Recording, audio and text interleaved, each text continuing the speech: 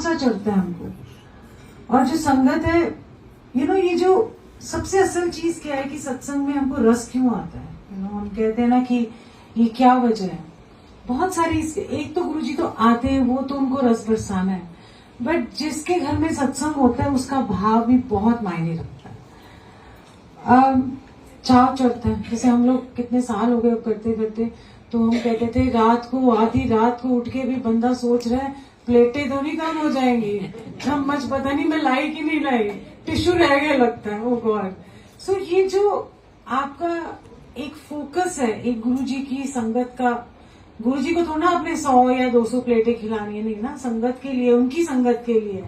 तो जब वो आते हैं तो इतना चाव चढ़ता है कि सबके लिए आराम से बैठने की जगह बन जाए,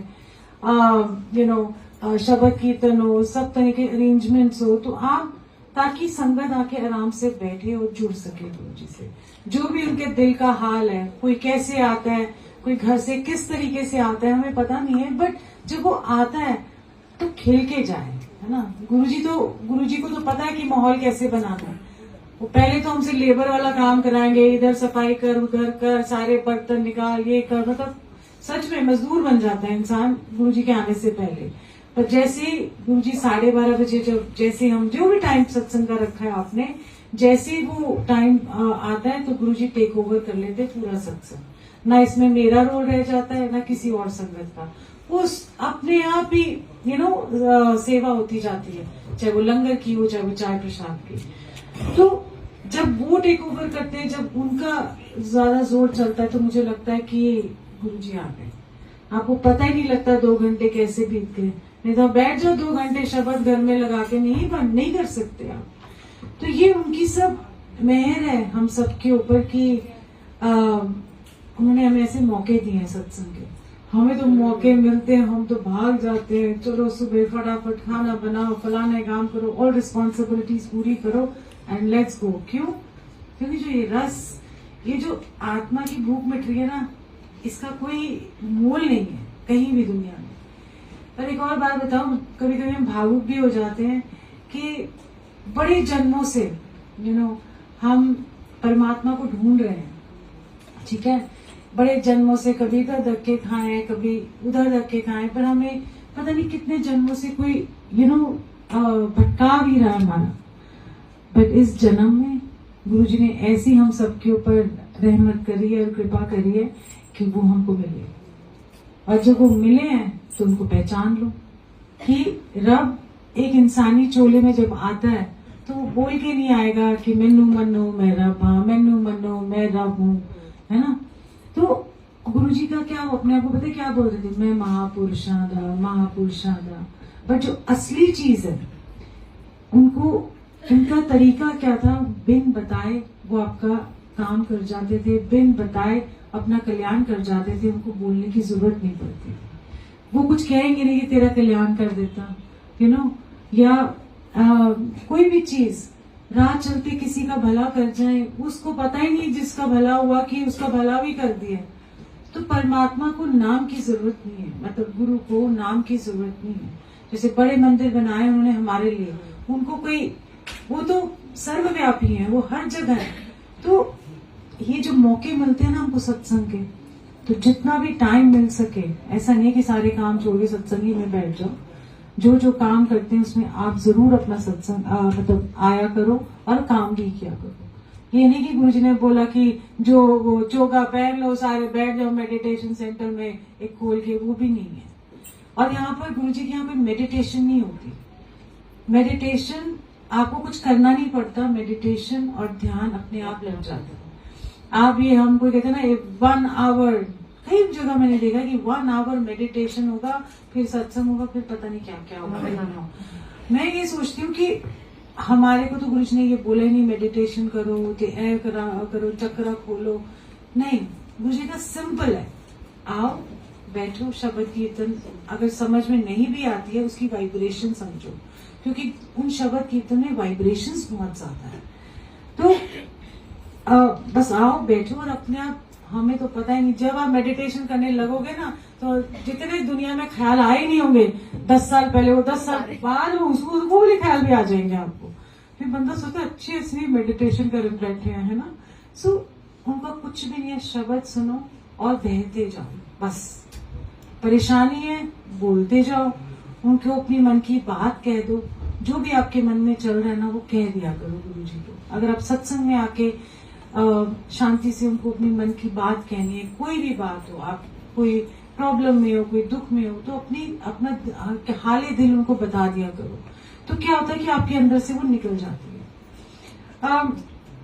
जब मैं एक सत्संग शेयर करती हूँ, अच्छा वाला करती हूँ ना, मेरे को ना वो आज डुगरी याद आ गया मुझे, आज फर्स्ट संडे भी है, कोई कह रहा था कि हम डुगरी जाएंगे। तो एक बार जब हेलीकॉप्टर आ गया था हमारा, तो गुरुजी कहते हैं आपा ना चलेंगे। मैंने कहा हाँ जी ठीक है गुरुजी। अब उन्होंने ये नहीं बोला कि कब जाएंगे, और मैंने कहा फिर इलेक्शंस भी हो गए, बिहार इलेक्शन से जब हमारा गुरुजी ने हेलीकॉप्टर प्लेस किया था, तो जब उन्होंने बोला चलेंगे, हम वेट करते पता नहीं कब जाएंगे, क्योंकि गुरुजी का ऐसा होता था कि वो 2 दिन 3 दिन पहले ही बताएंगे। तो उनको पता था कि अब ये इनका चॉपर या हेलीकॉप्टर फ्री है, तो अब इन जा सकते हैं। मतलब गुरुजी बहुत प्रैक्टिकल थे, ऐसा नहीं है। तो उन्होंने कहा अच्छा चलो, आई थिंक 28 तारीख को हम लोग, गुरुजी ने बोला आ जाना लेने, नीरज को बोला, और डुगरी जाना है। ठीक है, मैं तो बड़ी खुश। पता है चाव कैसा होता है गुरु के लिए। अब 4 मतलब 5 सीटर होता है, बट 4 बैठ के आराम से जाएंगे और एक आगे सीट होगी। तो जब उनका चला, तो हम क्या, अब ये सत्संग की बात बता रही हूँ कि कैसे आपका चाव चढ़ता है कि गुरु आ रहे हैं। वो मग्स ले आई गुरु जी के लिए, 2 टाल लेके आए, जो बैठेंगे चाय पियेंगे, थर्मस में चाय ली, और मसाले वाले काजू, क्योंकि गुरु जी को ना काजू बड़े, मतलब ये मसालेदार चीजें बड़ी पसंद थी, तो मैं मसालेदार काजू और बादाम और वो बना के लेके आए। भाग लोग इतना भाग दौड़े, 1-2 दिन दिए थे हमें गुरु जी ने, तो वो करके आई, लेके आई सब कुछ। और मैं ना वो भी लेके आई अबिदा परवीन की हीर, गुरु जी को ये सब पसंद है ना, सूफी गाने, वो मिर्जा साहिबा और सोनी महिवाल के सारे बड़े अच्छे थे हमारे गुरु जी, रोमांटिक टाइप के, not in the bad sense, अच्छे वाली साइड में, मतलब इश्क की बातें होती है ना, जो परमात्मा रब से इश्क होता है। तो वायरल मत कर देना भाई, ये रोमांटिक है, ये वो, मजाक करें। सो उस टाइम पे हीर लेके आई, मैंने कहा वो कान में लगा के गुरुजी सुनेंगे। अब गुरुजी को बोला, नीरज को बोला कि आप ना मेरे को लेने आ जाना 7 बजे। तो मैंने भी क्या किया कि कार के अंदर ना फ्लावर पेटल्स जहां उन्होंने मुझे नहीं पता कहाँ बैठेंगे, पर मुझे बस मैंने एक जगह पे पूरी दोनों जगह पे मैंने कहा फ्लावर पेटल्स ने, एक ही जगह पे खूब सारी फ्लावर पेटल्स लेके एक बेड सा लगा दिए, ऐसे जैसे कार्पेट सा होता है। हेलीकॉप्टर में भी मैंने ऐसे एक जगह पे उनके पूरे फ्लावर्स लगा दिए थे, और एक फूल की माला भी मैंने गुलाब की ले ली। वो कहते हैं आरती वारती भी करनी चाहिए। मैं कहा मुझे बहुत शर्म आती है, कौन है वहां एयरपोर्ट पे टिक्के शिक्के लगा के आरती करना। सो नीरज जब लेने गए गुरुजी को, तो गुरुजी अपना कोई पाठ कर रहे थे, किसी का कल्याण कर रहे थे, और गुरुजी का ना अपना एक स्टाइल एक था, वो चल रहे थे, तो उनका पाठ कोई कुछ होता था, वो जोर जोर से, जैसे अगर हम ओम ओम ओम ओम जोर से बोलेंगे और बहुत फास्ट बोलेंगे तो वो कैसे आवाज आती है। तो वो करते हुए कहा कि चलो, निकल गए गुरुजी, और हमने कहा सुबह सुबह चलेंगे, बट सर्दियों के दिन थे, फॉग बहुत थी उस टाइम पे, और वीआईपी जब गुरुजी आए तो मैंने उनको ना माला पहना दी, वो गुलाब की बड़ी सारी माला लेके आई थी, वो पहना दी। मुझे ना शर्म भी बड़ी आई वो पहनाते हुए, और फिर उन्होंने उतारी और फिर मुझे दे दी माला, तो मैंने संभाल के रखी हुई है। एनीवे वो करा, तो अंदर जब पहुंचे वीआईपी लाउंज में, तो सारे आपके मिनिस्टर्स वगैरह थे, आई थिंक जम्मू कश्मीर के चीफ मिनिस्टर वगैरह सारे भी आए हुए थे, सब वीआईपी लाउंज में हम बैठे हुए थे। अब फॉग ही ना क्लियर हो, थोड़ी देर बाद गुरुजी कहते हैं, नीरज ने बोला कि विजिबिलिटी क्लियर नहीं है गुरुजी। फिर थोड़ी देर बाद बताइए विजिबिलिटी हाले क्लियर नहीं हुई, मतलब 1 घंटा गुरुजी यही पूछते रहे। मेरे मन को टेंशन हो गई, हालांकि चांद सूरज को मत्था टेक के जो उनसे उठते हैं या आते हैं, तो उस टाइम पे मेरे मन में आया, मैंने कहा सारा कुछ तो कंट्रोल आप करते हो, तो आप ही करोगे विजिबिलिटी क्लियर। और 10 बजे फिर हमने टेक आउट किया। गुरु जी ने बड़े एक्साइटेड बच्चों की तरह हेलीकॉप्टर में बैठ के बाहर देखिए किधर पहुंचे, वे हम कीड़ा शहर आ गया, हम कीड़ा आ गया, यू नो बाहर में ऐसे होते हैं ना एक्साइटेड से, ऐसे करके पूछे। तो नीरज वैसे अपना नेविगेशन मैप पर गुरु जी अच्छा ऐसे इतने पहुंचे सोनीपत, अच्छा करनाल पहुंच भी गए। और जब हम पहुंचे जो हेलीकॉप्टर में आते कि और फिर ना रास्ते में मैंने गुरुजी को बोला ये चाय, चाय प्रसाद तो नहीं बोल रही, चाय देनी थी। तो गुरुजी ने तो कुछ लिया नहीं, खाया पिया नहीं। और वो जो काजू और बादाम जो सारे वहाँ बैठे थे वो दीदी, मुझे मसाला काजू बिल्कुल पसंद नहीं, तो मैं उतने ही मेरे को ज्यादा मिल गए खाने के लिए। एनीवे वहां से हम लोग जब लैंड किए तो एनीवे पूरी चारों तरफ गुरुजी की वहां पर देखने वाले भी थे, क्योंकि छोटा सा गांव है, वहां पर हेलीकॉप्टर लैंड कर रहे तो बहुत बड़ी बात हो जाती है ना वहां पर। तो सारी संगत भी आई हुई थी और उनके कॉलेज ग्राउंड में उतारा गया था चॉपर हेलीकॉप्टर। सो जब वहां आए तो आप सोच नहीं सकते कि कितनी वहां पर वीआईपी गुरुजी की ना पूरा रास्ता, आधा घंटे का रास्ता होगा मलेरकोटला से डुगरी तक, पूरी वहां पर पूरी सड़क पे पुलिस खड़ी है, सब कुछ वेलकम बना। और जैसे हम वहां पहुंचे तो मैं क्या सुना रही हूँ मुझे खुद ही नहीं पता आज। नहीं वो तो सुना ही नहीं हूँ, मतलब वो क्या सीक्वेंस हो रही है, मतलब वो जैसे तो ना आप वो पिक्चर्स ही बना रहे हो, ऐसे ऐसे गए हम, ऐसे ऐसे चले गए। पर गुरुजी का जब जैसे ही पहुंचे तो गुरुजी खिल गए अपने पिंड जाके, और इतने खिल गए कि मतलब गुरुजी का खुशी का ठिकाना नहीं था, और अलग तरह की खुशबू थी उस दिन गुरुजी की। और इतना हमने वहां डांस किया, कौन से गाने पे डांस किया, दारू ना पींदा है जर्दा ना खांदा, मैंने कहा मैं तो जिंदगी में नहीं सुने थे ऐसे गाने, पंजाब मैंने नहीं सुने थे पंजाबी गाने ऐसे। तो ये सब करते करते जब इतना उन्होंने समा बांधा, इतना हमको खिलाया। वहां पर एक गुरुजी के प्रोफेसर भी आए थे जिनको गुरुजी ने बच्चा ब्लेस किया था। तो गुरुजी कितने मजाकिया थे, इतना हंसाया ना कि कहते उनको 10 साल का बेटा था और 60 साल के हो चुके थे। तो गुरुजी कहते मैं इन्हों कहता एक होर मुंडा ले लैंदा नहीं है, और खुद भी जोर से ऐसे हुए कहते गुरुजी हुण मेरी उम्र है 60 साल हो गए, 70 में होर बच्चे किस तरह पैदा करिए, कौन पालेगा, इट वाज लाइक दैट। सो ये उनके जो कल्याण करने के तरीके हैं डुगरी, आई थिंक उसके बाद तो वो डुगरी गए नहीं, 4 साल बाद गए थे। तो इतना वहां पर अच्छा समा था कि वहां पर सारी पंजाब की संगत जब आई, एक मैंने देखा उनका वहां पर पंजाब की संगत का कि वो गुरुजी को मत्था ऐसे नहीं टेकती थी, गुरुजी को दूर से मत्था टेकती, बहुत दूर से। आप इनको लंगर दे दीजिए,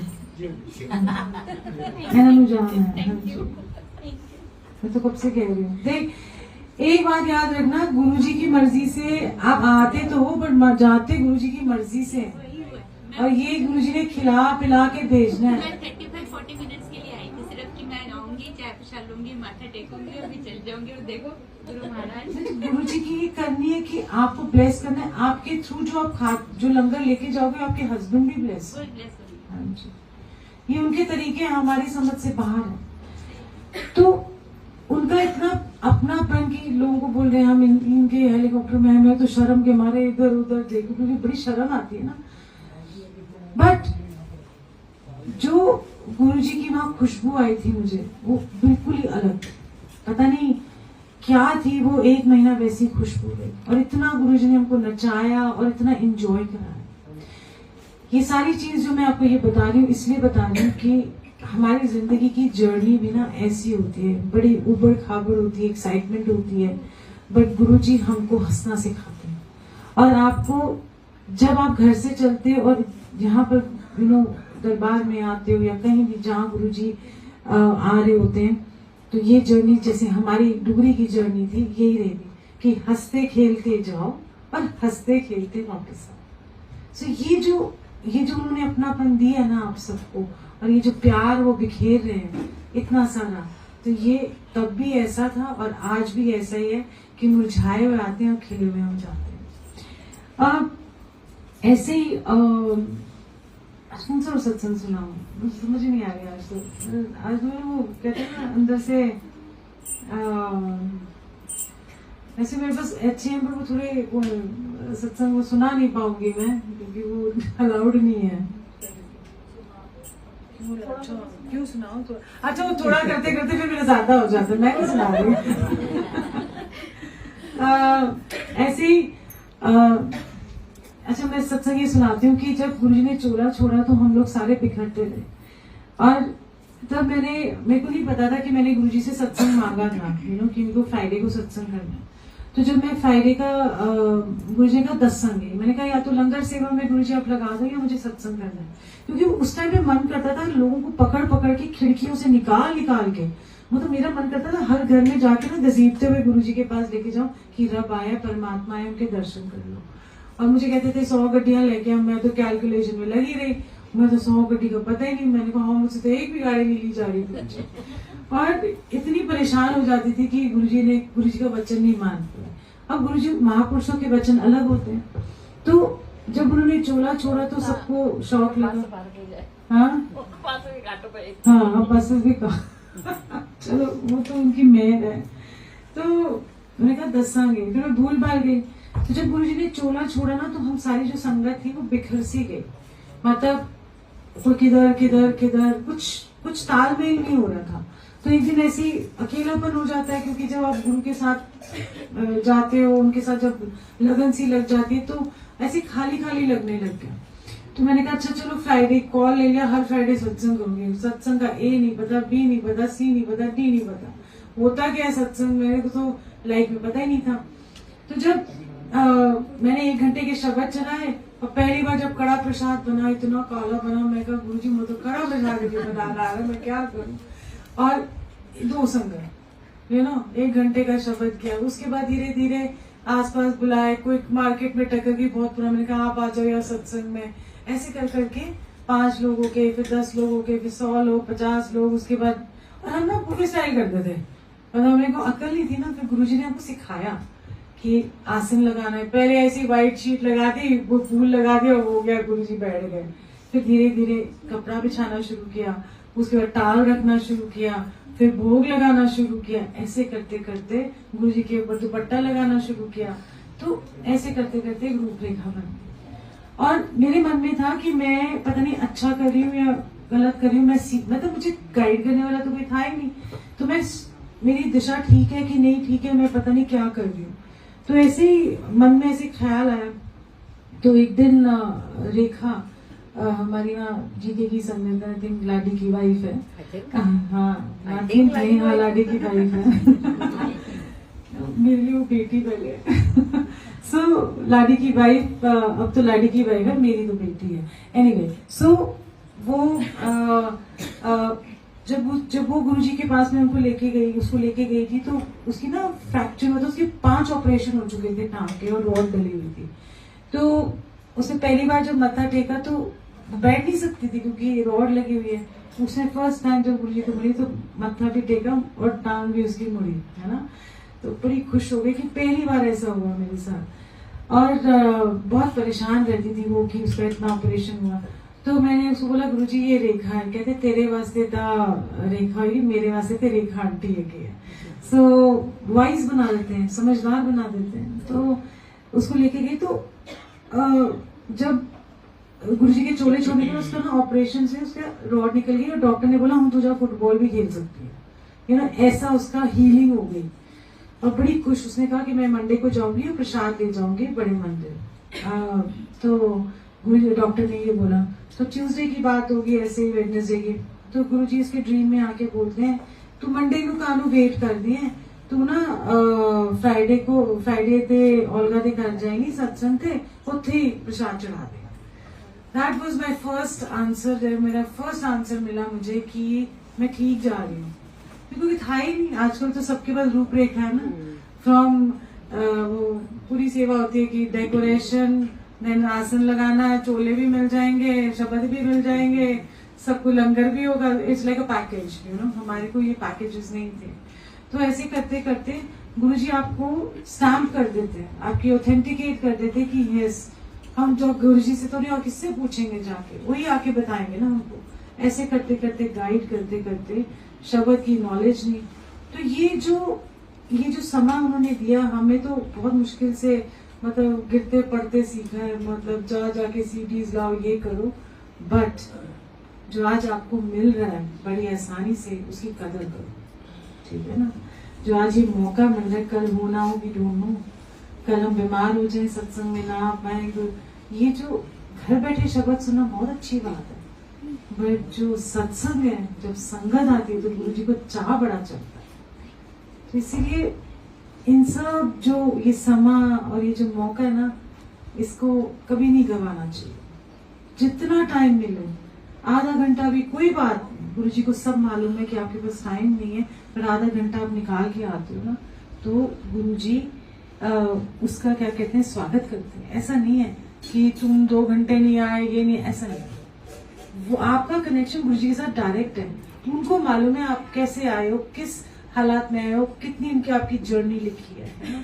तो इसीलिए जितना मौका मिलता है उनका ध्यान कर लो। बाकी दुनिया में तो राम रोले हैं ही, बाकी तो हमने ड्यूटियां करनी है, सब करना है, बट ये वाला जो लाइफ टाइम है ना, ये जिंदगानी जो मिली है ना, इसको नहीं करना।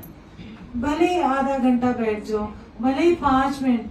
कोई मुझे पूछ रहा था कि आप मेडिटेशन करते हो, कितनी देर बैठते हो? मेरे को मुझे मेडिटेशन आती नहीं करती। आप शब्द कितनी देर? मेरे को, मैं तो शब्द ही नहीं सुनती। तो जब मैं प्लेलिस्ट बनाती हूँ तब मैं सुनती हूँ, या कभी मेरे को नया शब्द ढूंढना होता है। ये तो गुनगुनाते रहते हैं ऐसे कि हेलो आई फ्लाइंग किस करते हुए गुरु जी को निकल जाते हैं, hi Guru ji, how are you doing, कैसे लगे, how are you feeling, you know, ऐसे करके। सो बात सिर्फ एक गुरु का वर्ड बोलने की है, उनको याद करने की है दिल से। ये नहीं है कि बैठ जाओ ध्यान में, आधी पीठ तो वैसे ही कमर टूट गई, घुटने वैसे ही चले गए, और ध्यान तो क्या लगना है। हम गृहस्थ जीवन वाले हैं, तो हमारा जब कनेक्शन बनेगा वो लगाएंगे, हम नहीं लगा सकते। तो इसीलिए जो ये माहौल मिल रहा है ना, उसको एंजॉय करो। और इतने से समाधि का होने से सत्संग छोटा मतलब वो नाम ना लेके दूसरी जगह, मतलब कोई सत्संग कर लोगे आप, कैसे जुड़े वो कर दो। जय गुरु जी, बहुत सारी मुस्कुराहट, प्यार, लव। जय गुरु।